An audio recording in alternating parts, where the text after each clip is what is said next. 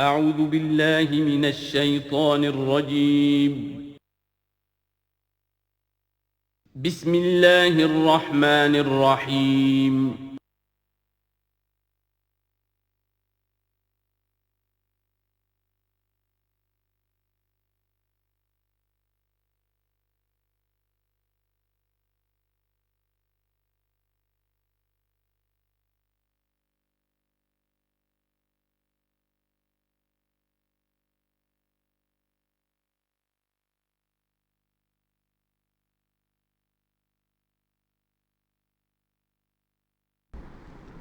خواجہ از خون رگے مزدور سازد لال ناب، از جفائے دہ خدایاں کشت دہ کانا خراب، انقلاب ہے انقلاب۔ یہ اقبال کہتا ہوا مر گیا۔ سرمایہ دار نے مزدور کے رگوں سے سرخ خون کشید کر کے شراب بنائی ہے جسے وہ شام کو بیٹھ کر پیتا ہے، اور زمیندار اور جاگیردار وہ کسانوں کی جو محنت کا اور خون پسینے کی کمائی اسے عیش کرتے۔ انقلاب انقلاب، لیکن وہ 52 برس ہو گئے انقلاب تو نہیں آئے، وہی نظام۔ گویا کہ ہم نے اللہ سے بدعہدی کی، اس بدعہدی کی سزا کیا ہے؟ نفاق ہم پر مسلط کر دیا گیا۔ سورہ توبہ کی 3 آیات منافقین کی خاص قسم بیان فرمائی، وَمِنْهُمْ مَنْ عَاهَدَ اللَّهُ، جنہوں نے اللہ سے عہد کیا تھا، لَئِنْ آتَانَا مِنْ فَضْلِهِ، اگر اللہ ہمیں فضل سے نواز دے گا، غنی کر دے گا، لَنَصَّدَّقَنَّ وَلَنَكُونَنَّ مِنَ الصَّالِحِينَ، خوب صدقہ خیرات کریں گے، بالکل نیک ہو جائیں گے۔ لیکن جب اللہ تعالیٰ نے انہیں نواز دیا تو کیا کیا؟ بخلوا بہ، پھر انہوں نے بخل سے کام لیا، وَتَوَلَّوْا، پیٹھ موڑ لی، وَهُمْ مُعْرِضُونَ، اعراض کیا۔ نتیجہ کیا نکلا؟ فَعَاقَبَهُمْ نِفَاقًا فِي قُلُوبِهِمْ، اللہ نے ان کے دلوں میں نفاق ڈال دیا۔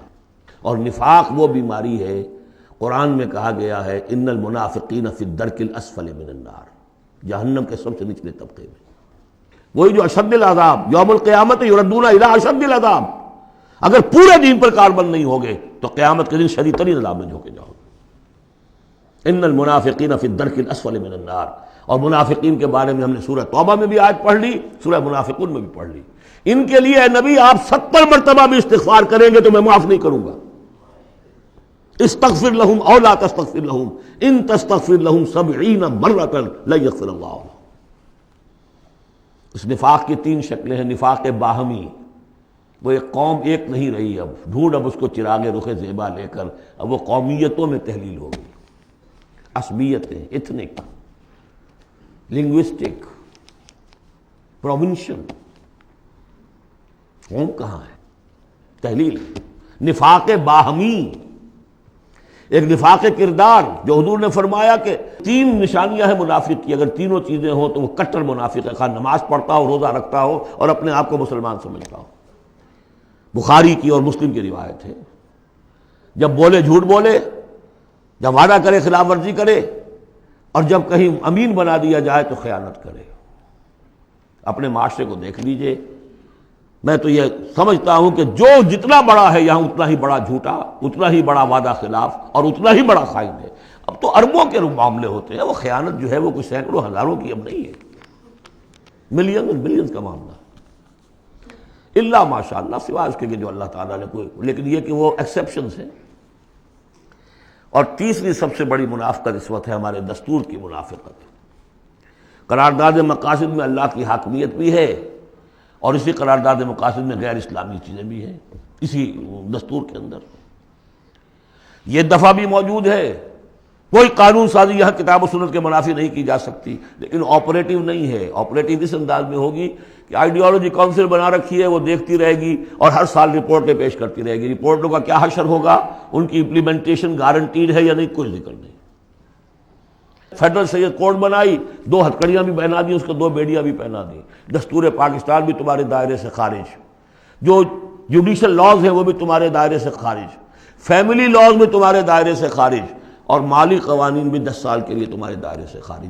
اس سے بڑا مکر اور فریب اور اس سے بڑا جھوٹ اور اس سے بڑا دھوکہ کوئی نہیں ہو سکتا اسلام کے ساتھ۔ اب اس کی سزا جو ہے وہ بھگت رہے، نمبر 3، مذہبی دہشت گردی. کبھی سنی تھی اس نوعیت کی؟ کون کر رہے ہیں؟ چاہے وہ اعلی کار ہو باہر کے، ہیں تو یہاں کے، باہر والا آدمی کوئی آ کے نہیں کر رہا ہے تو یہاں کے اعلی کار بن گئے ہوں گے، وہ را کے ہوں، وہ موساد کے ہوں، کوئی بھی ہوں. لیکن یہ کہ اگر یہ مذہبی یہ تلخی نہ ہو تو یہ کور کیسے مل جائے انہیں؟ اس کے لیے آپ نوٹ کیجئے سورہ انعام کی آیت نمبر 65. اللہ نے اپنے 3 قسم کے عذاب گنوائے، جن میں بدترین عذاب یہ ہے. هو القادر، کہہ دیجئے اے نبی اللہ اس پر قادر ہے، ان یبعث علیکم عذابا من فوقکم، کوئی عذاب تمہارے سروں کے اوپر سے بھیج دے، او من تحت ارجلکم، تمہارے قدموں کے نیچے سے زمین پھٹ جائے، زلزلہ آ جائے، او یلبسکم شیعا، یا تمہیں گروہوں میں تقسیم کر دے، ویذیق بعضکم بعض بعض، ایک دوسرے کی طاقت کا مزہ چکھو. یہ 3rd type of punishment, divine punishment, جس کا ہم اس وقت شکار ہیں. 4تھے درجے میں معاشی اعتبار سے ملک تباہ ہو چکا ہے، دیوانہ ہو چکا ہے ملک. ادھر سے پھر ایک لہر بھی شروع ہو چکی ہے جس کی خبر دی تھی. دجال جو ہے 1 سال چند مہینے کا معاملہ ہے کہ جس میں وہ پوری دنیا میں پھر جائے گا، اور رزق کے خزانوں پر اتنا قبضہ ہو جائے گا اس کا کہ جو کفر کرے گا اس کو دے گا، باقی کسی کو نہیں دے گا. اور اگر رشیا میں ہو سکتا تھا کہ ڈبل روٹی نہیں رہی تھی، وہ جو فضاؤں میں جو سب سے پہلے گیا ملک، خلاؤں میں گیا، وہاں ڈبل روٹی نہیں ملتی تھی. وہاں بوڑھی عورت کا فوٹو میں نے دیکھا تھا، شدید ترین سردی میں اپنا پل اوور دے رہی ہے ایک مچھلی لینے کی. یہ حال ہوا اس ملک کا.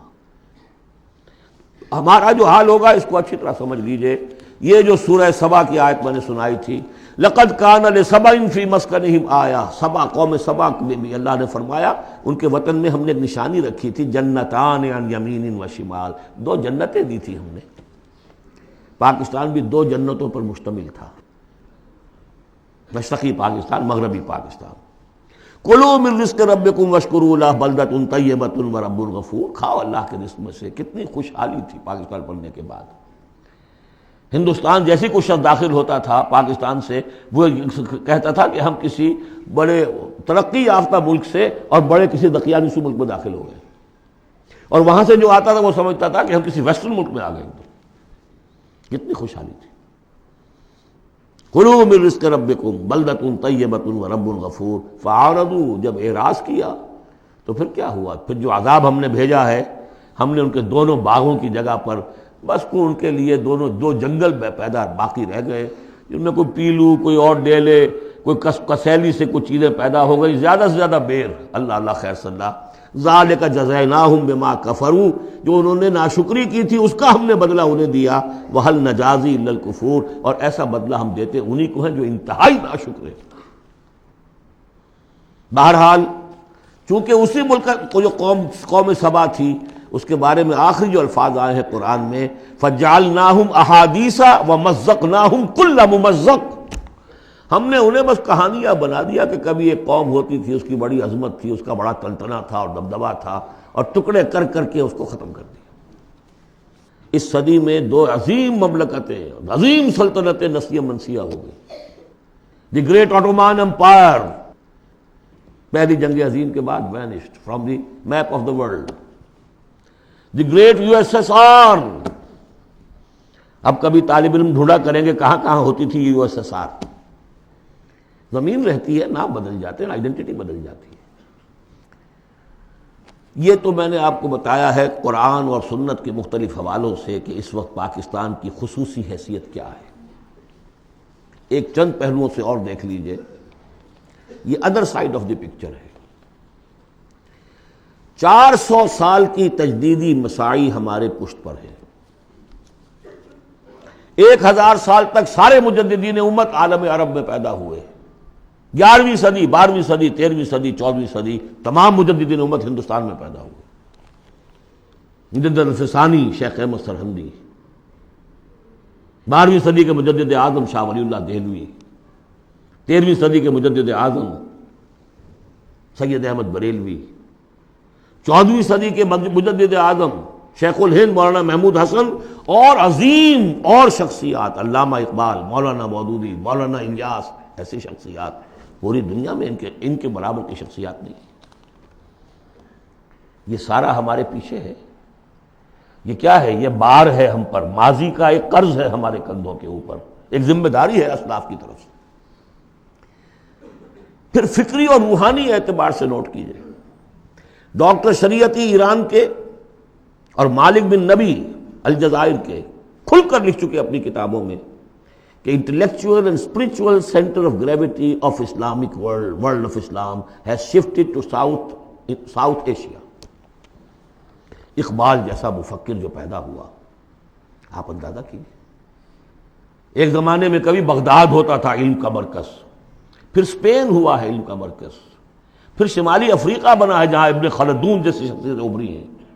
اس کے بعد وہ کہتے ہیں کہ اب جو اسلام کا روحانی اور انٹلیکچوئل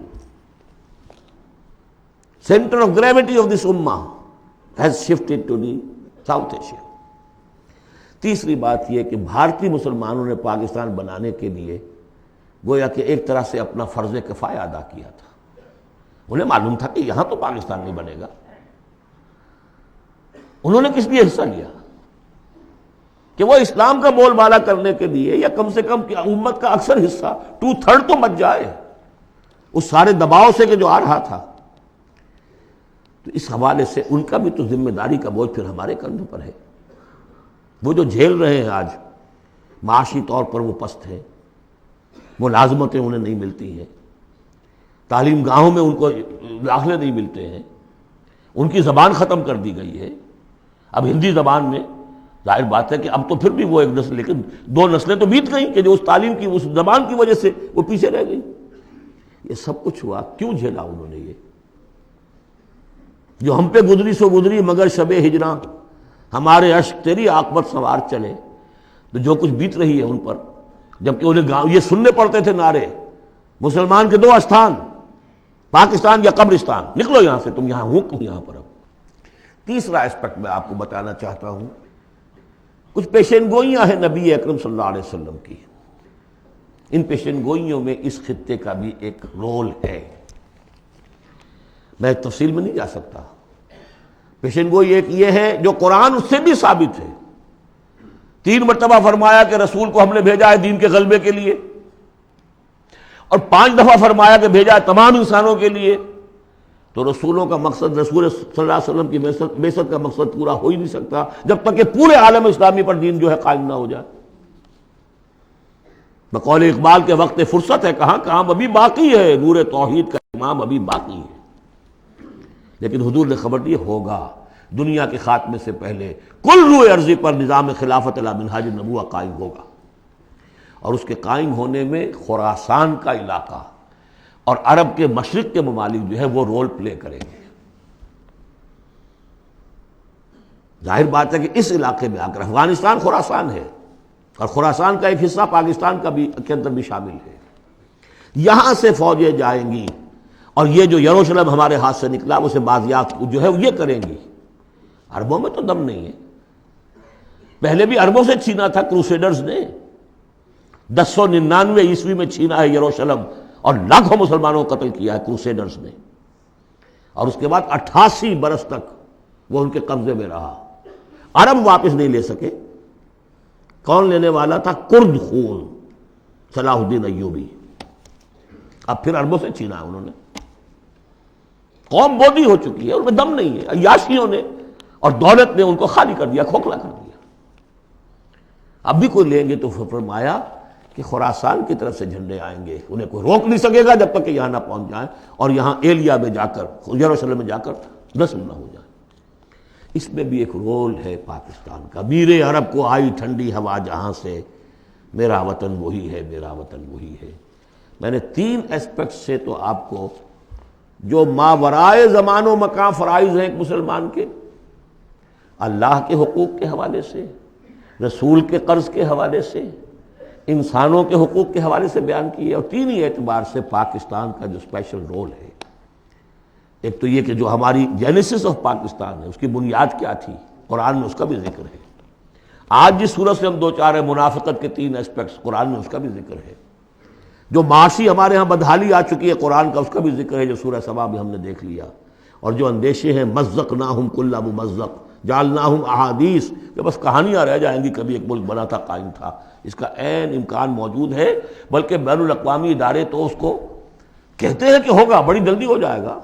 پچھلے دنوں وہ رپورٹ شائع ہوئی تھی امریکہ کی فارن آفس کی رپورٹ کہ اتنے سالوں کے بعد پاکستان نام سے کوئی ملک دنیا میں نہیں ہوگا.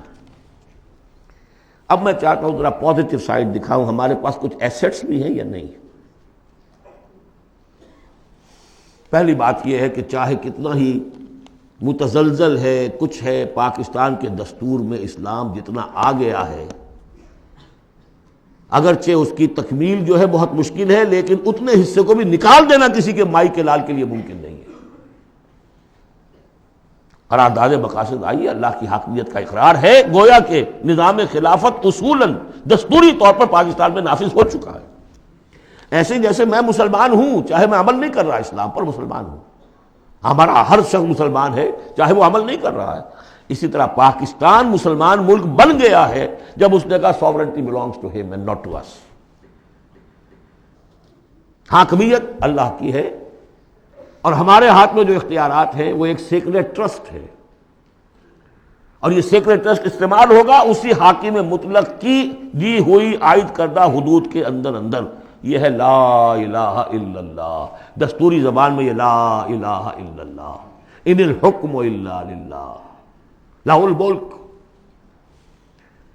پھر یہ کہ ایک بہت بڑا ایسٹ یہ ہے، بہت سی تحریکوں، بہت سے مصنفین، علامہ اقبال، مولانا مودودی اور بھی بہت سے مصنفین کی مسائل سے پاکستان میں جوان، ادھیڑ اور بوڑھے عمر کے لوگوں کی بہت بڑی تعداد ہے جو 2 چیزیں ان کے اندر موجود ہیں. نمبر 1، انہیں یہ معلوم ہو چکا ہے کہ ہمارا دین اسلام دین ہے، مذہب نہیں ہے، یہ پوری زندگی کا دین ہے، معلوم ہے. وہ دور گزر گیا جب کہ سمجھا جاتا تھا کہ بس نماز روزہ دین ہے. کچھ لوگ اب بھی ہیں، لیکن یہ معلوم ہے سب کو کہ یہ کل زندگی کا دین ہے. عبادت کا مطلب صرف نماز روزہ نہیں ہے، پوری زندگی میں اللہ کی بندگی ہے. وہ تصور دی ہاتھ سے دے کر اگر آزاد ہو ملت ہے، ایسی تجارت میں مسلمان کا خسارہ. کوئی دین و دنیا میں جس دم جدائی، حوث کی امیری حوث کی وزیری، جدا ہو دین سیاست سے تو رہ جاتی ہے چنگیزی. یہ اقبال کا پیغام تھا، وحدت دین و دنیا کو تابع کرنا ہے دین کے. اور یہ کہ بہت سے لوگوں کے دلوں میں اس کی امنگ بھی ہے، خواہش بھی ہے، جذبہ بھی ہے. افسوس صرف یہ ہے کہ ایک تو بٹے ہوئے ہیں بہت، اپنی سیاسی مصلحتوں میں اس کو پیچھے رکھ کر اپنی پارٹی، اپنی شخصیت، اس کو ابھارنے کی فکر ہے. ایک خلط مبحث بہت تھا کہ کیسے دین یہاں لائیں. غلطی سے یہ سمجھا کہ الیکشن میں حصہ لو، ووٹ مل جائیں گے تو اسلام نافذ کر دیں گے. لیکن اس میں سمجھتا ہوں کہ اب بہت حد تک کمی ہو گئی ہے. تمام مذہبی جماعتیں یہ سمجھ چکی ہیں الیکشن کے ذریعے سے یہاں کچھ نہیں ہو سکتا، اسلام نہیں آ سکتا. تیسرے یہ کہ ایک عظیم قرآنی تحریک الحمدللہ اس ملک کے اندر قائم ہوئی اور چلی. کبھی سنا تھا؟ اپنے بڑوں سے پوچھ لیجئے، کبھی 6 گھنٹے بھی نماز تراویح کے لیے لوگ کسی مسجد میں رہے؟ پورا قرآن کا ترجمہ، درس قرآن کی محفلیں، 500 700 آدمی جمع، جبکہ کوئی سیاسی نعرہ نہیں، کوئی اختلافی بات نہیں. جو لوگ رہے یہاں پر 25 دن جنہوں نے مجھے سنا ہے، کہیں کوئی اختلافی فرقے وارانہ کوئی بات. قرآن ایز سچ، قرآن سمجھو. یہ تحریک جو ہندوستان میں شروع ہوئی تھی شاہ ولی اللہ دہلوی سے، الفوز الکبیر انہوں نے لکھی، قرآن کا ترجمہ فارسی میں کیا. ان کے 2 بیٹوں نے اردو میں اس سے پہلے ترجمہ کرنا گناہ سمجھتے تھے لوگ. آج بھی بعض لوگ ہیں جو ترجمہ پڑھنے کو گناہ سمجھتے ہیں، بس قرآن پڑھو اور ثواب حاصل کر لو. ہے بہت بڑی جماعت بھی ہے جو یہ کہتی ہے. مسئلہ پوچھنا تو عالم دین سے پوچھ لو، تم خام کا ترجمہ کیوں پڑھتے ہو؟ تمہارے دل میں شکوک و شبہات پیدا ہو جائیں گے. بس پڑھو اور پڑھ کے ثواب لو. یہ شاہ ولی اللہ نے جب فارسی میں ترجمہ کیا، انہیں قتل کرنے کی سازش ہو چکی تھی. اس نے اتنا بڑا جرم کیا، اتنا بڑا گناہ کیا. بلا لیے گئے تھے سرحد کے علاقے سے پٹھان قتل کرنے کے لیے. اور مسجد جو فتح پور کی ہے دہلی کی، جو چاندنی چوک کے ایک سرے پر ہے، وہاں درس حدیث دیتے تھے عصر کے بعد، اور اس کے بعد وہ نکل رہے تھے مسجد میں، باہر وہ کھڑے ہوئے تھے قتل کرنے کے لیے، لیکن کچھ اللہ نے ایسی ہیبت ڈال دی اس وقت ان کے دل پر، کوئی ایسی ان کی شخصیت کا اثر پڑا، وہ حملہ نہیں کر سکے۔ بہرحال یہ تحریک شروع کی انہوں نے، قرآن کو ایک اوپن کتاب بنایا، کھلی کتاب، پڑھو اس کو، سمجھو اس کو۔ لیکن الحمدللہ اس کا اگر یہ ملک نہ بنتا تو شاید یہ تحریک ایسی آپ کو یہاں نظر نہ آ سکتی۔ مواقع ملے ہیں ہمیں، اللہ نے ہمیں سہولتیں دی ہیں۔ آپ کو معلوم ہے کتنے مہینے تک ہر ہفتے الہدا کا پروگرام جو ہے پورے ملک میں، جو یوں سمجھیے کہ نیشنل حکم پر ایک ہی وقت میں، اور وہ ٹیلی کاسٹ ہوا۔ غلغلہ ایک پیدا ہو گیا تھا کہ نہیں اسلام کی قرآن مجید کا، اگرچہ یہ کہ بر وقت جو ہے اس ملک کے اندر جو مغربیت کے پرستار ہیں، جلدی انہیں ہوش آ گیا کہ یہ تو طوفان جو ہے ہمارے لیے مصیبت بن جائے گا، تو اس کے لیے جو بھی کیا وہ آپ کو معلوم ہے۔ مجھے اس سے کوئی غرض نہیں، ویڈیوز ہیں، آڈیوز ہیں، میری دعوت پھیل رہی ہے دنیا میں، جہاں چلے جائیے آپ، جہاں اردو پڑھنے والے، اور اب تو میں نے 3-4 سال سے انگریزی کی ٹانگ توڑنی شروع کر دی ہے۔ امریکہ جاتا ہوں تو انگریزی کا، اس لیے کہ پہلے میں یہاں تو گھبراتا ہوں انگریزی میں تقریر کرتے ہوئے، یہاں کے لوگ بڑے حساس ہوتے ہیں کہ ذرا یہ لفظ انہوں نے ٹھیک نہیں بولا، اب وہ مسکرائیں گے، ان کے اپنے اپنے ایکسنٹ ہیں، اپنا ہے، وہ کیا بول رہے ہوتے ہیں، اور ان کی توجہ ہوتی ہے سننے کے لیے یہ کہہ کیا رہے ہیں۔ تو الحمدللہ کہ اب تو میں جاتا ہوں تو 1.5 مہینے میں ایک دفعہ، پچھلی مرتبہ میری ایک تقریر اردو میں ہوئی ایک جگہ پر، باقی سب انگریزی میں، پورا یہ میسج انگریزی میں جا چکا ہے عربوں کو، لوکل وہاں کے افرو امریکنز کو، پھر وہاں سے ہو کر مختلف، وہ تو نرس سینٹر ہے امریکہ اس وقت، وہاں سے جہاں جہاں وہ چیز پہنچ رہی ہے، تو اب اس کا کوئی نتیجہ انشاءاللہ نکلے گا، اور اس کا مرکز اللہ نے اس ملک کو بنایا۔ یہ ہمارے وہ ایسٹس ہیں کہ جو ہمارے پاس ہیں، ہمیں دیکھ لینا چاہیے ہمارے کچھ ہے بھی کہ نہیں۔ اب آئی ہے بات کہ عملی اقدامات کیا ہوں، اس شعور کو اجاگر کیا جائے کہ اللہ کے دین کو غالب کرنے کی جد و جہد فرض عین ہے، nobody is exempt۔ یہی میں نے آپ کے سامنے بیان کر دیا، اگر دین قائم نہیں ہے تو ہماری عبادت جزوی ہے، ایک حصے میں ہم عبادت کر رہے ہیں اللہ کی، باقی دوسری زندگی کے ہمارے پہلو جو ہے اللہ کی بغاوت پر مشتمل ہے۔ یہ کام فرض عین کے درجے میں ہے، اور اس کے لیے عقلاً اور نقلاً لازم ہے کہ کسی نہ کسی جماعت میں آدمی شریک ہو، اکیلا تو یہ کام نہیں کر سکتا۔ اس کے لیے جیسا کہ میں نے عرض کیا تھا، عقل عام بھی کہتی ہے انقلاب، نظام بدل دینا کسی ایک آدمی کے بس کا روگ ہے، ایک پارٹی چاہیے، حزب اللہ چاہیے۔ حضرت موسیٰ کی قوم نے کورا جواب دے دیا تھا تو معاملہ وہیں کا وہیں رک گیا۔ حضور کے ساتھیوں نے ایک جماعت کی شکل میں اپنا، جہاں حضور کا پسینہ گرا وہاں اپنی خون کی ندیاں بہا دی، اسلام قائم ہو گئی۔ پھر احادیث دیکھیے، علیکم بالجماعہ، لا اسلام الا بالجماعہ، اور سب سے بڑی حدیث انی آمرکم بخمس، اللہ اے مسلمانوں میں تمہیں 5 باتوں کا حکم دے کر جا رہا ہوں، اللہ امرنی بہن، مجھے اللہ نے ان کا حکم دیا ہے، بالجماعت والسمع والطاعت والہجرت والجہاد فی سبیل اللہ، جماعت کی زندگی ہو اور جماعت بھی سم و طاعت والی، listen and obey, strong discipline, اور یہ جماعت کیا کرے گی؟ ہجرت اور جہاد کرے گی۔ یہ حدیث جو ہے ذرا نوٹ کیجئے کس قدر اس میں ایمفیسس ہے، انی آمرکم بخمس اللہ امرنی بہن، میں تمہیں 5 باتوں کا حکم دے کر جا رہا ہوں، اللہ نے مجھے اس کا حکم دیا ہے۔ پھر اس جماعت کے خد و خال ہم نے پڑھے قرآن مجید میں، حزب اللہ سورہ مائدہ میں، فإن حزب اللہ هم الغالبون، حزب اللہ کے یہ اوصاف ہیں، حزب اللہ اللہ کی پارٹی۔ سورہ مجادلہ میں شیطان کی پارٹی، حزب الشیطان، اور اللہ کی پارٹی۔ اس جماعت میں ہر فرد کو ہونا چاہیے، البتہ اس کے لیے یہ نہیں کہ میں صرف اپنی جماعت کی بات کر رہا ہوں، کوئی جماعت ہو جو آپ کو آپ کی سمجھ میں آئے کہ یہ ٹھیک ہے، یہ دین کے لیے صحیح کام کر رہی ہے، اس میں شامل ہو، تاکہ کوئی شخص بھی اس سے محروم نہ ہو۔ جیسے حضور نے فرمایا بلغوا انی ولو آیتن، پہنچاؤ میری جانب سے، کہا ایک ہی آیت پہنچاؤ، میرا کوئی امتی بھی تبلیغ قرآن کے فریضے سے محروم نہ رہ جائے، اس لیے کہ پھر میرا امتی کیسے ہوا؟ میرا امتی ہے تو اسے تو قرآن پہنچانا ہے، ایک آیت پہنچاؤ۔ باقی جو لوگ اپنی زندگیاں وقف کر دیں، ان کے لیے کیا کہا ہے؟ خیرکم من تعلم القرآن وعلمہ، تم میں سے بہترین لوگ وہ ہیں جو قرآن سیکھیں اور سکھائیں۔ وہ اپنی زندگی وقف کر دیں۔ اس حوالے سے کسی بھی جماعت میں جس پر دل ٹھک جائے، اگرچہ اس کے 4 خصائص ضروری ہیں جو آپ کو تلاش کرنے چاہیے۔ نمبر 1، ڈکلیئرڈ ایم ہونا چاہیے اقامت دین، دین کا غلبہ، نتھنگ شارٹ آف دیٹ۔ کوئی جزوی بات، کوئی سماجی اصلاح، یہ سارے کام اچھے ہوتے ہیں۔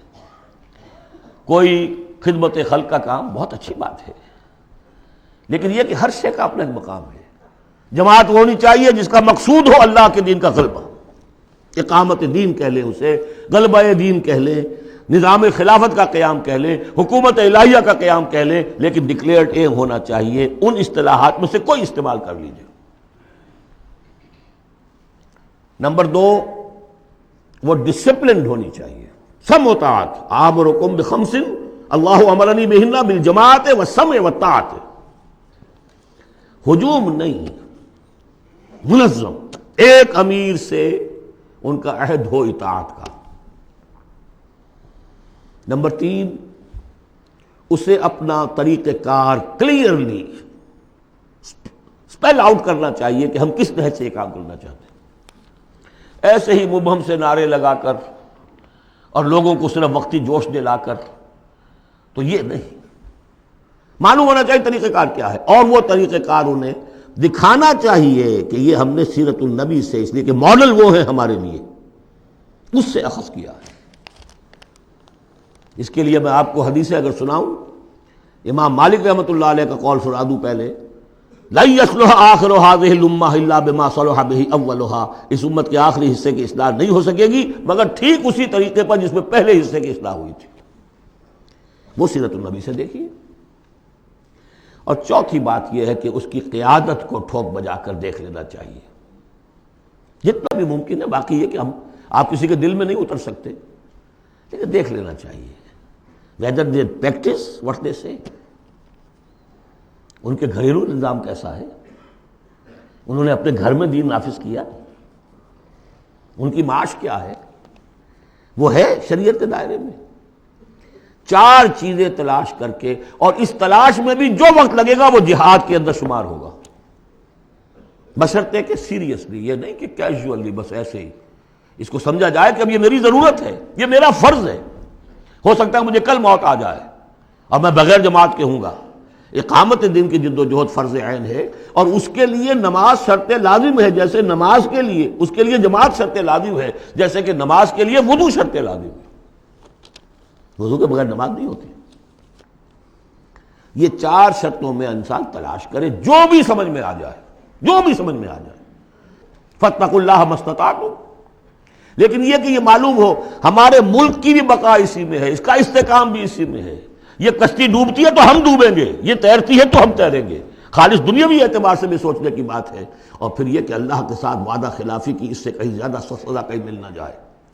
مشرقی پاکستان جب علیحدہ ہوا تھا کتنی بڑی سزا ملی تھی، 93,000 قیدی مسلمان قوم کا اس ہندو کے پاس جس پر کہیں 800 برس حکومت کی، کہیں 1000 برس حکومت کی، بھیڑوں بکریوں کی طرح انہیں ٹرکوں میں لاد کے لے کر گئے ہیں، جیسے ڈیرہ غازی خاطر بکریاں اور بھیڑیں آتی ہیں لاہور میں ذبح ہونے کے لیے۔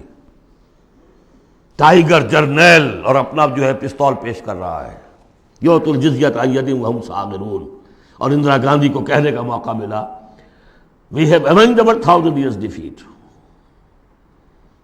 اور ہم نے 2 قومی نظریے کو بے آف بنگال میں غرق کر دیا ہے۔ پاکستان میں جس طرح بھارتی پکچروں کے ویڈیو دیکھے جاتے ہیں اور جس طرح وہ سنا جاتے ہیں پروگرام، وہ کالونائز تو ہم کر چکے ہیں۔ Bharat has already colonized Pakistan, culture پر قبضہ انہوں نے کر لیا ہوگا تو بتا کیا گیا آپ کے پاس؟ یہ سونیا گاندھی کا بیان تھا۔ تو غور کر لیجئے، ایک کام یہ کہ ہر شخص لگے سوچے یہ میری زندگی اور موت کا مسئلہ ہے، یہ میرے دین کا فرض عین ہے، یہ میرے اللہ کا حق ہے، یہ مجھ پر میرے رسول کا حق ہے، یہ مجھ پر پوری نوع انسانی کا حق ہے، یہ مجھ پر میرے وطن کا حق ہے، میرے ملک کا حق ہے، میری 400 برس کی تاریخ کا حق ہے، اور جو بھی خبریں دی ہیں محمد الرسول اللہ صلی اللہ علیہ وسلم، ان سے بھی میرے اندر یہ جذبہ پیدا ہو جانا چاہیے کہ ان کی صداقت کو ثابت کرنے کے لیے تن مندن لگا دوں۔ اب میں چند باتیں عرض کروں گا جو میں نے کہا کہ یہ تو ہے کوئی جماعت آپ تلاش کریں، اور اس کے بعد بھی انسان آنکھیں کھلی رکھے، کان کھلے رکھے، غور کرتا رہے. ہے جستجو کے خوب سے ہے خوب تر کہاں. آج شروع تو کر دینا، کسی میں شریک ہو جائے. اس میں یہ بات بھی عرض کر دوں کہ میرے نزدیک جماعت کی بنیاد جو ہے مسنون اور منسوس اور معصور وہ ہے بیعت کا نظام. لیکن اگر بیعت کا نظام نہ بھی ہو اور وہ صرف دستوری جماعت ہو، وہ بھی مباح ہے، جماعت کے حق میں ہے، بشرطے کہ اس کا ڈسپلن مضبوط ہو. وہ چار آنے والی ممبری والی جماعتیں سیاسی جماعتیں ہوتی ہیں. وہ جماعت جس کا ڈسپلن ہو، جس کا اخلاقی ایک معیار ہو. اب میں ذرا چند باتیں آپ سے عرض کر دوں. 65 سے میں نے اپنے مشن کا آغاز کیا تھا. پہلا میرا کام تھا دعوت رجوع القرآن کا، جو آج تک چل رہا ہے. ایسا نہیں ہوا ہے کہ میں نے کوئی قدم اگلا ہٹایا ہو تو اس کام کو چھوڑ دیا ہو. اس ضمن میں چاہوں گا کہ جو حضرات بھی جاننا چاہیں کہ اس میں کیا کچھ ہوا ہے، کس طور سے ہوا ہے، اس کا صغرا کبرا کیا ہے، اس کا پس منظر کیا ہے، اس کا ریشنلے کیا ہے، وہ میری ایک کتاب ہے دعوت رجوع القرآن کا منظر اور پس منظر. یہ کتاب مطالعہ کریں جن صاحب کو بھی میرے کام کے اس پہلی شق سے کوئی دلچسپی ہے. اس کے ضمن میں آپ نے سن لیا ہے، یہاں پر بھی خواتین کے پروگرام بھی ہو رہے ہیں، 1 ایئر کورس بھی شروع ہو رہا ہے. لاہور میں تو مسلسل ہو رہا ہے، امریکہ سے آ کے لوگ وہاں پر شریک ہو رہے ہیں اور 1 ایئر کورس کر کر کے نوجوان جا رہے ہیں. الحمدللہ کہ وہاں پر ہمارا جو ہے اب انشاءاللہ کوئی اکیڈمی وہاں پر بھی شروع ہو جائے گی. یہ ہو رہا ہے امریکہ کے اندر. دوسرا کام جو میں نے کیا الحمدللہ اللہ کے فضل و کرم سے، ایک مختصر لیکن منظم جماعت تنظیم بیعت کی بنیاد پر ایک مردہ سنت کو زندہ کیا آپ نے. میرا دعویٰ یہ ہے کہ بنیاد کسی جماعت کی قرآن، حدیث، سنت، سیرت اور 1400 برس کی تاریخ دنیا جو ہماری مسلمانوں کی ہے، 1300 برس تک کم سے کم کوئی اور بنیاد اجتماعیت کی ہے ہی نہیں سوائے بیعت کے. حضور نے کی بیعت، آؤ بیعت کرو میرے ہاتھ پر، آؤ مرنے کی بیعت کرو. یا پھر وہ بیعت جو عقبہ ثانیہ میں لی گئی تھی، بایعنا رسول اللہ صلی اللہ علیہ وسلم علی السمع والطاعۃ فی العسر والیسر والمنشط والمکرہ. بڑی طویل حدیث ہے، وہ میں بعد میں آپ کو بتاؤں گا بھی. ہم نے اسی کو اخذ کیا ہے، اختیار کیا ہے تنظیم اسلامی میں شمولیت کے لیے. جو بیعت ہے وہی سے لی ہے. بہرحال ہم نے اس پر ایک جماعت مرتب کر دی ہے، ڈھانچہ بنا دیا ہے، نظام العمل بنا دیا اس کا. یہ نہیں ہے کہ بیعت کا مطلب یہ کہ اب آپ کو کچھ کہنے کا حق ہی نہیں. لا حول ولا قوت. حضور سے لوگ اختلاف کر لیتے تھے. حضور نے فرمایا تھا غزوہ بدر میں کہ کیمپ یہاں لگا دو، لگا دیا گیا. پھر کچھ لوگوں نے کہا کہ حضور اگر تو یہ وحی سے ہے تو ٹھیک ہے، سر آنکھوں پر، اگر آپ کی ذاتی رائے تو اجازت ہو تو ہم کچھ عرض کریں. فرمایا ہاں کہو کہ ہمارا جو تجربہ ہے جنگی تجربہ اس کی روح سے وہاں پر کیمپ ہو تو اچھا. فرمایا اٹھاؤ، اکھاڑو کیمپ یہاں سے لگا دو. تو مشورہ، شاورہم فی الامر، ان سے مشورہ کرتے رہا کیجئے. قرآن مجید میں حضور کو حکم ہے، مشورہ بھی ہو سکتا ہے، اختلاف رائے بھی ہو سکتی ہے، ذاتی تنقید بھی کیجئے. ہمارے ہاں تنظیم اسلامی کے اندر سالانہ ایک اجتماع وہ ہوتا ہے جس میں جو شخص چاہے آئے اور مجھ پر ذاتی تنقید کرے. باقی شورا کا نظام اپنی جگہ پر ہے جو الیکٹڈ ہوتے ہیں لوگ. تو ایک یہ کہ اس اصول پر ایک جماعت بنا دینا جو صرف پیری مریدی کا دھندا رہ گیا تھا، اسی لیے پہلے لوگ بڑے ہنسے یہ بیعت پر جماعت. لیکن یہ کہ اب وہ جماعت ہے الحمدللہ، اب وہ ایک اوپن انسٹیٹیوشن ہے اور اس کو ہم نے اس کے پورا نظام العمل بنا دیا ہے. اس میں اختلاف کی گنجائش ہے، اس میں اس طرح مشورہ ہوگا، اس طرح بات ہوگی. اور اس کے لیے 10 کتابچے ہیں چھوٹے چھوٹے، 50-50 60-60 صفحے کے. تنظیم کی بنیادی دعوت کو سمجھنے کے لیے وہ 10 کتابچے اس وقت یہاں نہیں ہوں گے، لیکن جس کا بھی ارادہ ہو جائے کہ سمجھنی ہے بات، اب جہاں اور جماعتوں کو دیکھنا ہے اس کو بھی دیکھنا ہے. یہ بھی ایک جماعت ہے. میں یہ نہیں کہتا یہی ایک جماعت ہے، جو بھی قافلے ہیں دیکھیے، سب کو دیکھیے. لیکن اگر تنظیم کو سمجھنا ہے تو 10 کتابچے چھوٹے چھوٹے. عزم تنظیم، تنظیم اسلامی کا تاریخی پس منظر، تعارف تنظیم، نظام العمل، میرا ذاتی حساب کتاب کہ میں نے دنیا میں کتنی جائیداد بنائی ہے، کب شروع کیا تھا تو اس کے بعد سے میری روٹی کہاں سے چلی ہے، اب کیا صورتحال ہے، ایک ایک پیسے کا حساب دے دیا. وہ میرا حساب کم و بیش کے نام سے وہ پمفلٹ موجود ہے. یہ ساری چیزیں جو ہے جن لوگوں کو اب سیریسلی بات کو سمجھ میں آ گئی ہو، سمجھ میں آئے کہ یہ میرا فرض ہے، آئی ایم رسپانسبل، مجھے اللہ کی بندگی کرنی ہے جس کے لیے یہ کام لازم ہے. مجھے محمد صلی اللہ علیہ وسلم کا قرض ادا کرنا جس کے لیے لازم ہے، مجھے اس ملک کا حق ادا کرنا جس کے لیے یہ لازم ہے۔ یہ اگر آپ کو اپنے فرض کا احساس ہو جائے گا تو آپ تلاش کریں گے، جو تلاش کرے گا وہ پائے گا، جو اندہ یا بندہ۔ باقی میرا ایک ماضی بھی ہے، وہ ماضی یہ کہ میں جماعت اسلامی میں رہا ہوں 10 برس تحریک کے ساتھ، جماعت میں 3 برس اور 7 برس جمعیت طلبہ میں۔ جمعیت طلبہ میں ناظم اعلیٰ بھی رہا ہوں آل پاکستان، جبکہ یہ مشرقی اور مغربی پاکستان دونوں ایک ہی ملک تھے، اور جماعت اسلامی میں ایک ضلعی تنظیم کا امیر رہا ہوں، ضلع منگمری کا۔ بہرحال یہ نوٹ کر لیجئے کہ وہ میرا ماضی ہے، اس سے مجھے اختلاف ہوا تو کیوں ہوا تھا، اس پر میری پوری کتاب موجود ہے۔ کوئی بدنیتی کا الزام میں نے مولانا مودودی پر نہیں لگایا، لیکن یہ کہ اختلاف ہوا تھا کہ الیکشن کے ذریعے سے بات سامنے آ چکی ہے، ہماری یہ ساری ایکسرسائز فیوٹیلیٹی ہے، ہمیں انقلابی طریقہ کار اختیار کرنا چاہیے۔ وہ کتاب تحریک جماعت اسلامی ایک تحقیقی مطالعہ جو میں نے 25 برس کی عمر میں لکھی تھی، اور جماعت کا رکن تھا اس وقت تک، میں نکل کر نہیں لکھی ہے میں نے، وہ تو جس کو نوٹ آف ڈسینٹ ہوتا ہے، پارٹی ورکر ہے، ممبر ہے، اور وہ ڈس اولیژن ہو گیا، کسی وجہ سے اختلاف ہو گیا ہے تو اپنی رائے ظاہر کرتا ہے نا، وہ میں نے پیش کی تھی۔ وہ کتاب بھی موجود ہے، لیکن اس کے بعد جس طریقے سے اس کی مس ہینڈلنگ ہوئی اس سارے اختلاف کی، اور پھر بڑے بڑے لوگ مولانا امین حسن اصلاحی صاحب، عبدالغفار حسن صاحب، عبدالجبار غازی صاحب، عبدالرحیم اشرف صاحب، کراچی کے شیخ سلطان صاحب، شیخ جمیل الرحمان صاحب، اور بہت سے، مولانا افتخار بلخی صاحب، یہ سب لوگ جو جماعت سے علیحدہ ہوئے، یہ حادثہ کیوں ہوا، اس پر بھی پھر میری ایک کتاب ہے، تاریخ جماعت اسلامی کا ایک گم شدہ باب۔ جنہیں میرے اس ماضی کو دیکھنا ہو، کچھ شکوک و شبہات تو میرے بارے میں بڑے پروپیگنڈے کر دیے گئے ہیں، اور جس کی وجہ سے حجابات سے قائم ہو چکے ہیں، لیکن اس کو دیکھنا، اسٹڈی کریں، معلوم کر لیں، دودھ کا دودھ، پانی کا پانی علیحدہ ہو جائے۔ تیسرا کام جو الحمدللہ میں اللہ کا بڑا فضل و کرم اپنے اوپر مانتے ہوئے اس کا تذکرہ کر رہا ہوں، اسے کسی درجے میں بھی کوئی خود ستائی نہ سمجھیے، بلکہ آج ہی جو آپ نے آیت پڑھی ہے فَأَمَّا بِنِعْمَتِ رَبِّكَ فَحَدِّثْ، جو بھی نعمتیں ہوئی ہوں ان کا تذکرہ کیا کرو۔ الحمدللہ کہ منہج انقلاب نبوی کے اوپر ہر اعتبار سے اس کو بالکل واضح کر کے، اور اس سے ہم نے ایک پروسیس اخذ کیا ہے۔ میں آپ سب سے کہوں گا اس کا مطالعہ کیجئے، سمجھ میں نہ آئے پھینک دیجئے اٹھا کر، کسی جگہ پر اختلاف ہو تو مجھ سے کیجئے بات۔ منہج انقلاب نبوی کتاب بھی ہے، کیسٹس بھی ہیں، آڈیوز بھی ہیں، ویڈیوز بھی ہیں۔ چوتھے درجے میں ہم نے تحریک خلافت شروع کی تھی، سن 91 میں میں نے یہی کراچی سے شروع کی، پھر اس کے بعد یہی کراچی میں خالد دینہ ہال میں میں نے 4 دن لیکچر دیے خلافت کے موضوع پر، اور اس کے بعد اگرچہ پروگرام یہ تھا کہ اسے ایک عوامی موومنٹ چلایا جائے، لیکن ابھی فی الحال ہم نے محسوس کیا کہ لوگ کچھ ہلنے کے لیے تیار نہیں ہیں۔ وہ ضرور دستخط کر دیتے ہیں، فارم پر کر دیتے ہیں، 2000 کا جلسہ ہے، 200 فارم ہمیں مل گئے، لیکن اس کے بعد ان کو ڈھونڈیے تو ملیں گے نہیں۔ لہٰذا وہ ہم نے صرف یہ رکھا ہے، محدود کر دیا ہے کہ جو بیعت نہ کرنا چاہیں ابھی اور تنظیم اسلامی میں شامل ہونا چاہیں تو وہ معاون تحریک خلافت ہو جائے۔ اور ایک ہم نے تحریک خلافت ایک بنائی ہے رجسٹرڈ باڈی، تاکہ خلافت سے متعلق جو بھی مواد ہے وہ لوگوں کو پہنچایا جائے، ماڈرن حالات میں، ماڈرن سٹیٹ ہو، خلافت ہو، خلافت اصولی طور پر کیا تھی، اور خلافت حضور کے دور میں کیا تھی، اور خلافت اب کیا ہوگی، اس کو سمجھنا ہے دلیل کے ساتھ۔ اس کے لیے پیسہ چاہیے، اس کے لیے تعاون چاہیے، وہ کتابیں پھیلیں، چھپیں۔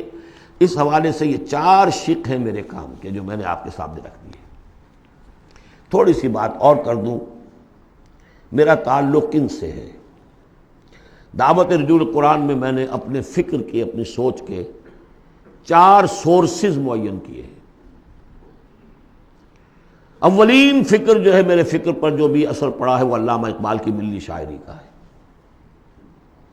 اور ہائیسٹ بھی اسی کا اثر ہے ان کا فلسافیکل تھاٹ جو لیکچرز میں ہے، reconstruction of religious thought in اسلام۔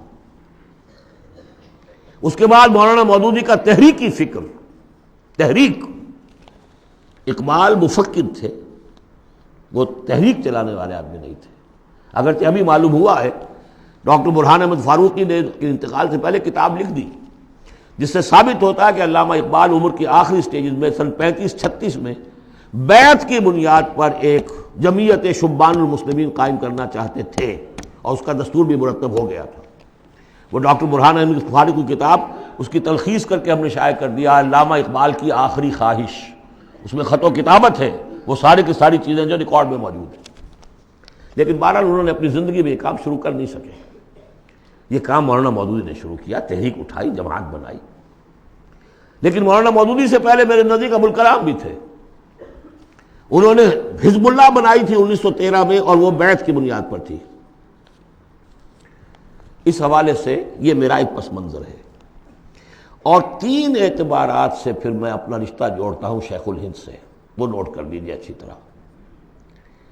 ایک تو یہ کہ شیخ الہند کا جو ترجمہ، اس پر جو تفسیری حواشی لکھے شبیر احمد عثمانی صاحب نے، یہ میرے لیے قرآن فہمی کا بہت بڑا سورس ہے. تفہیم القرآن بھی، تدبر قرآن بھی، لیکن تفہیم القرآن میں بھی ایک چیز جو ہے وہ تشنا ہے. اس میں دین میں تصوف کی جو چاشنی ہے، باطنی کیفیات، وہ اس میں نہیں آ رہی ہے. تحریکی ہے، زبردست تحریکی انداز ہے، تحریک میں وہاں سے لیتا ہوں. لیکن ایک اسلاف کے ساتھ جڑنا، اور ایک یہ کہ دین کا یہ باطنی روحانی جو اس پہلو ہے، یہ میں ان شیخین سے لیتا ہوں، شیخ الاسلام شبیر احمد عثمانی اور ان کے استاد شیخ الہند مولانا محمود حسن. پھر ابوالکلام کو شیخ الہند نے تجویز کیا تھا 1920 میں کہ اس کے ہاتھ پر بیعت کرو اور اسے امام الہند مانو. اور مولانا مودودی بھی الجمیت کے اندر انہوں نے اپنی صحافت کا آغاز کیا تھا اسی وقت جس زمانے میں کہ شیخ الہند اس کے صدر تھے. یہ سارے حقائق جو اس وقت بالکل نگاہوں سے چھپے ہوئے ہیں، یہ میری ایک کتاب ہے جماعت شیخ الہند اور تنظیم اسلامی، اس میں تفصیل کے ساتھ موجود ہے.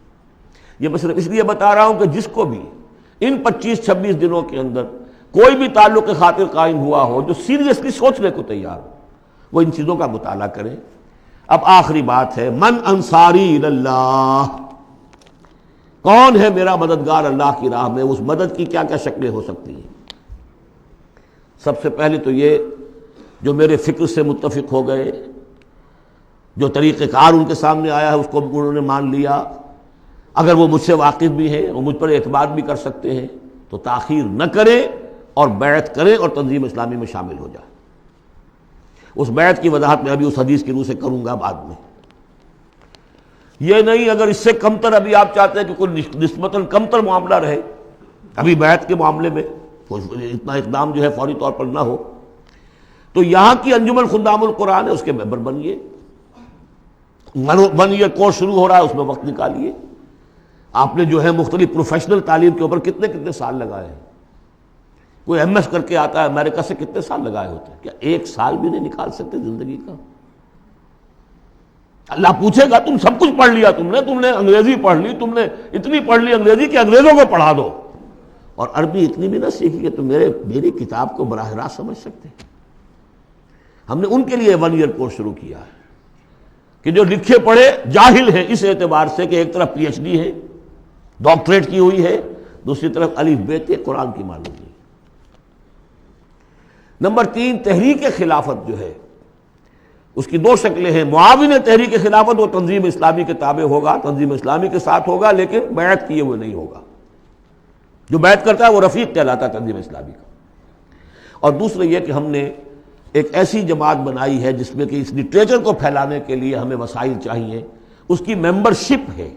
جو شخص بھی صاحب استطاعت ہے 500 روپے ماہانہ اگر وہ تحریک خلافت کو دے سکتا ہے تو وہ اس کا رکن بنے گا.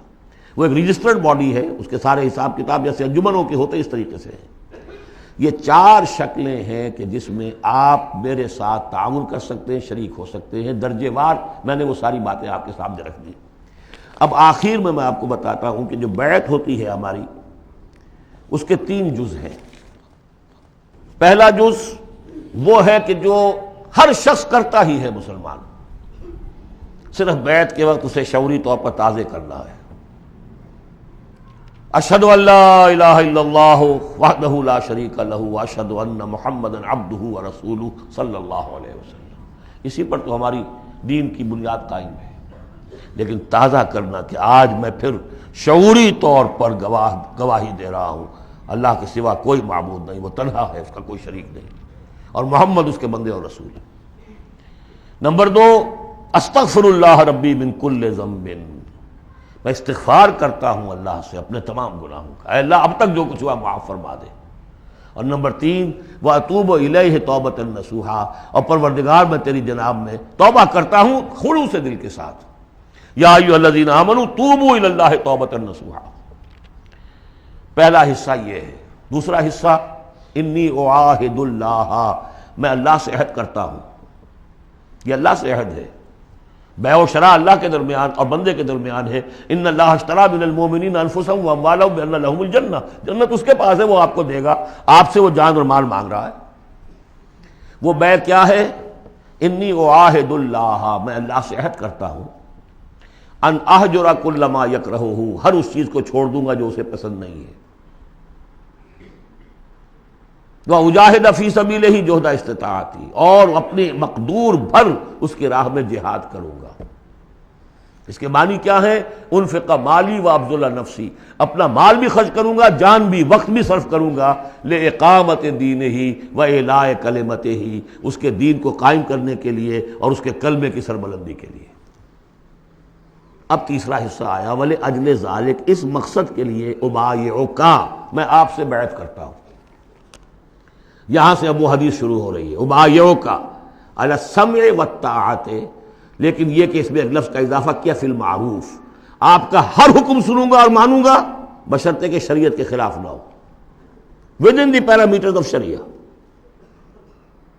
حضور سے جو بیعت کی تھی اس میں یہ الفاظ نہیں تھے، سمع و طاعہ، اس لیے کہ حضور غلط حکم دے ہی نہیں سکتے، معصوم تھے، جو حکم دیں گے مانیں گے. بایعنا رسول اللہ صلی اللہ علیہ وسلم علی السمع والطاعہ، بس ہم نے اس میں اضافہ کیا علی السمع والطاعۃ فی المعروف، شریعت کے دائرے کے اندر فی العسر والیسر. اگر یہ شریعت کے دائرے کے اندر ہے تو چاہے مشکل ہے اور چاہے آسان مانیں گے. والمنشط والمکرہ، چاہے ہماری طبیعتیں آمادہ ہوں اور چاہے ہمیں اپنی طبیعتوں پر جبر کرنا پڑے، مانیں گے. وعلی اثرۃ علینا، اور چاہے ہم پر آپ دوسروں کو ترجیح دے دیں، ہم یہ نہیں کہیں گے کہ ہم پرانے ساتھی ہیں، آپ نے نو وارد کو امیر بنا دیا، نہیں. اٹس یور پریروگیٹو، یہ آپ کا اختیار ہے، جس کو چاہے آپ بنائیں، ہم پر کسی کو ترجیح دے دیں. دیکھیے کس طرح باریک بینی سے جماعتی زندگی میں فتنے اٹھنے کے دروازے جو ہے سب ایک ایک کر کے حضور نے بند کیے.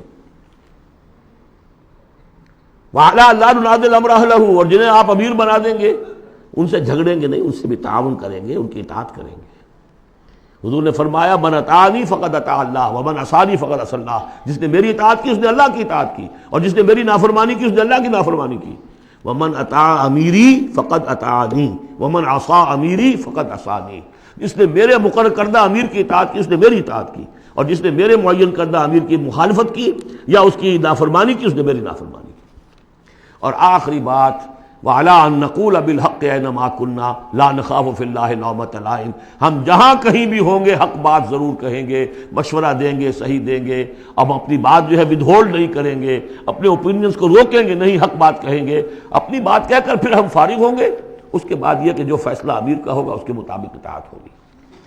یہ بیعت ہے. اور اب آخر میں نے جو آیتیں شروع میں پڑھی تھی، درمیانی آیت کا ترجمہ تو میں نے کر دیا تھا، اس سے پہلے کی دو آیتیں اور اس کے بعد کی دو آیتوں کا ترجمہ اور سن لیجئے. یہ پکار جو آج آپ کے سامنے آئی ہے اس کے اس حوالے سے سنیے. یا ایھا الذین آمنوا استجیبوا للہ وللرسول اذا دعاکم لما یحییکم، اہل ایمان لبیک کہو اللہ اور اس کے رسول کی پکار پر جبکہ وہ تمہیں پکاریں جس چیز کے کہ تمہیں زندگی ملے گی. بظاہر موت نظر آتی ہے غزوہ بدر سے پہلے، لیکن اس سے زندگی مل رہی ہے. وَاعْلَمُوا أَنَّ اللَّهَ يَحُولُ بَيْنَ الْمَرْءِ وَقَلْبِهِ، اور اگر حق کے واضح ہو جانے کے بعد انسان اسے قبول نہ کرے تو ایک وقت آتا ہے اللہ حائل ہو جاتا ہے بندے کے اور اس کے دل کے درمیان. وَأَنَّهُ إِلَيْهِ تُحْشَرُونَ، اور پھر اسی کی طرف تم جمع کر دیے جاؤ گے. وَاتَّقُوا فِتْنَةً لَا تُصِيبَنَّ الَّذِينَ ظَلَمُوا مِنكُمْ خَاصَّةً، اور ڈرو اس عذاب سے، اس فتنے سے جب آئے گا تو صرف گناہگاروں کو لپیٹ میں نہیں لے گا، گندم کے ساتھ بھس نہیں پسے گا، گل بھی پسے گا. وَاعْلَمُوا أَنَّ اللَّهَ شَدِيدُ الْعِقَابِ، اور جان لو اللہ سزا دینے میں بہت سخت ہے. پھر وہ آیت آئی تھی وَاذْكُرُوا، ذرا یاد کرو، إِذْ أَنْتُمْ قَلِيلٌ مُسْتَضْعَفُونَ فِي الْأَرْضِ تَخَافُونَ أَنْ يَتَخَطَّفَكُمُ النَّاسُ فَآوَاكُمْ وَأَيَّدَكُمْ بِنَصْرِهِ وَرَزَقَكُمْ مِنَ الطَّيِّبَاتِ لَعَلَّكُمْ تَشْكُرُونَ. اور اس کے بعد کی دو آیات، یا ایھا الذین آمنوا لا تخونوا اللہ والرسول، اللہ اور اس کے رسول سے خیانت مت کرو، جو وعدہ کیا ہے سمعنا وأطعنا اس کو پورا کرو. وَتَخُونُوا أَمَانَاتِكُمْ، اپنی امانتوں کے اندر بھی خیانت نہ کرو. اور جان لیجئے ہمارے پاس یہ پاکستان سلطنت خدا داد سب سے بڑی امانت ہے اس وقت. وَاعْلَمُوا أَنَّمَا أَمْوَالُكُمْ وَأَوْلَادُكُمْ فِتْنَةٌ، اور جان لو تمہیں یہی ڈر ہے، اولاد اور مال صرف یہی روکتے ہیں، یہی بیڑیاں پڑی ہیں۔ وَاعْلَمُوا أَنَّمَا أَمْوَالُكُمْ وَأَوْلَادُكُمْ فتنہ، جان لو کہ تمہارے اموال اور اولاد تمہارے لیے فتنہ ہے۔ وَأَنَّ اللَّهَ عِندَهُ أَجْرٌ عَظِيمٌ، اور یقیناً اللہ ہی کے پاس اجر عظیم ہے۔ بارک اللہ لی ولکم فی القرآن العظیم ونفعنی وإیاکم بالآیات والذکر الحکیم۔